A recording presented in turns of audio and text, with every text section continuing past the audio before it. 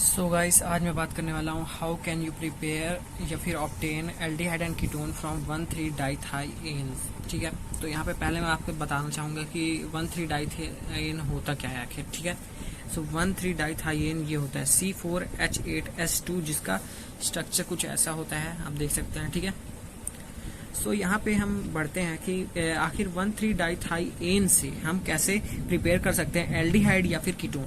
ठीक है, तो बढ़ते हैं रिएक्शन की तरफ। तो रिएक्शन में जैसे ही हम 1,3-डाइथाइएन का रिएक्शन हम रिएक्शन कराते हैं एक स्ट्रॉन्ग बेस जो कि रहता है एन ब्यूटाइल लिथियम के साथ। जैसे ही हम इसका रिएक्शन कराते हैं, ठीक है, तो हमारा बनता है मोनो एल्काइल डेरिवेटिव। ठीक है, यहाँ पे मोनो एल्काइल क्यों? क्योंकि यहाँ पे एक एल्काइल ग्रुप है। ठीक है, ये हमारा मोनो एल्काइल डेरिवेटिव। ठीक है, फिर हम उसका जैसे ही हाइड्रोलिसिस करते हैं या फिर उसको I2 के साथ और H2 के साथ रिएक्ट कराते हैं तो हमारा बन जाता है एल्डिहाइड। ठीक है, और हमारे कुछ साइड प्रोडक्ट निकलते हैं। तो मुझे यहाँ पे आपसे एकदम यकीन हो गया है कि आप लोग को ये समझ में नहीं आया होगा उतना अच्छे से जितना मैं समझाने की कोशिश कर रहा हूँ। सो इसीलिए अब हम बढ़ेंगे ये वाले रिएक्शन के मैकेनिज्म की तरफ, उसको समझने की पूरी कोशिश करेंगे।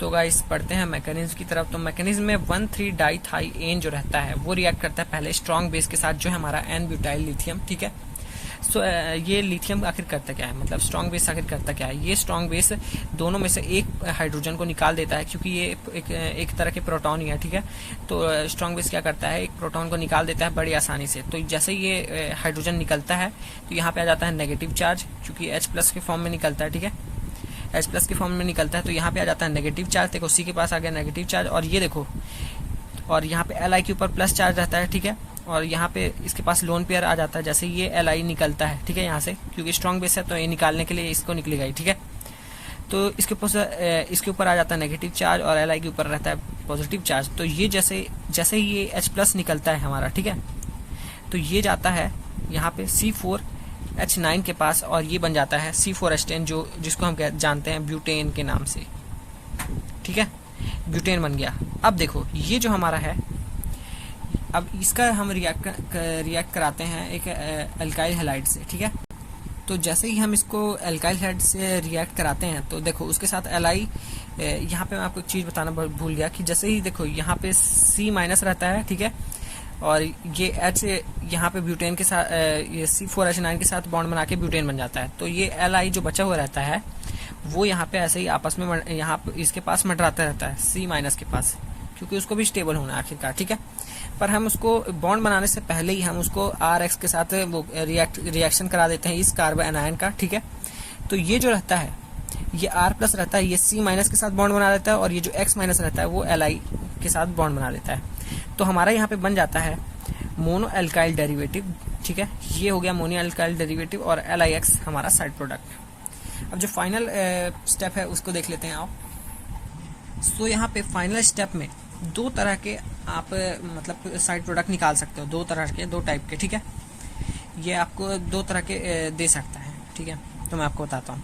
तो जो हमारा मोनो एल्काइल डेरिवेटिव है उसमें जब हम I2 और H2O का रिएक्ट कराते हैं, ठीक है, तो देखो क्या होता है, कोई रिएक्शन ऐसे ही बनाते हैं कि देखो ये जो H2O रहता है, ठीक है, तो जो O रहता है वो C के साथ बॉन्डिंग बना लेता है, और जो H रहता है वो S के साथ बना लेता है। ठीक है, तो हमारा बन जाता है थाइएन। ठीक है, और जो हमारा बचा हुआ रहता है वो हो जाता है एल्डिहाइड।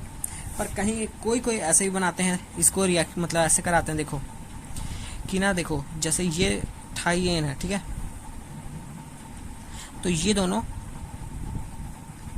कार्बन के साथ अपना बॉन्ड तोड़ देते हैं यहाँ से। ठीक है, और आपस में एक बॉन्ड बना लेते हैं दोनों जन, और जो हमारा जो बॉन्ड टूटा हुआ रहता है, तो जैसे ही हम H2O डालते हैं तो ये C इस O के साथ डबल बॉन्ड बना लेता है, तो हमारा बन जाता है एल्डिहाइड।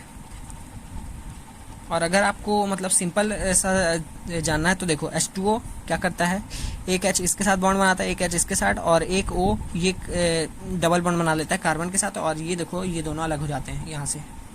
तो हमारा ये थाइएन हो जाता है और ये हो जाता है एल्डिहाइड। ठीक है, अब बात कर लेते हैं कीटोन की। तो कीटोन कैसे बनता है? तो जो हमारा पिछले रिएक्शन में हमारा जो मोनो एल्काइल डेरिवेटिव बना था, ठीक है,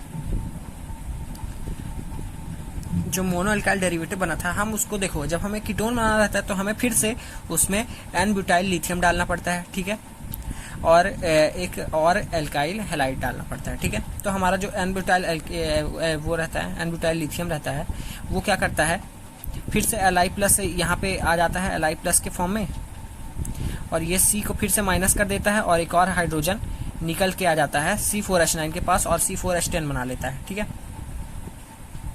H10 बना। और ये जो R डैश रहता है ये यहाँ पे आके जुड़ जाता है इसके पास, क्योंकि ये C माइनस रहता है तो R प्लस से उसके साथ बॉन्ड बना लेता है, और ये LiX जो रहता है, Li रहता है वो X माइनस के साथ बॉन्ड बना लेता है, तो यहाँ पर हमारा बन जाता है LiX, ठीक है।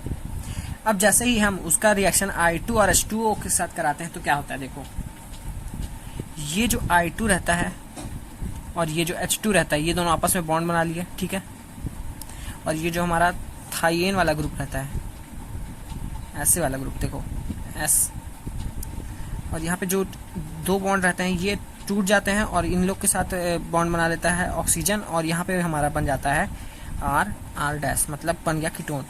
तो देखो दो आयोडाइड के साथ दो हाइड्रोजन ने आपस में बॉन्ड कर ली, बचा हुआ थाइएन अपना अलग से बॉन्ड बना लिया SS में, और C को इन लोग छोड़ देते हैं, तो C के पास एक ही सहारा रहता है कि वो चाहे ऑक्सीजन के पास और अपना डबल बॉन्ड बना ले और बन जाए कीटोन, ठीक है।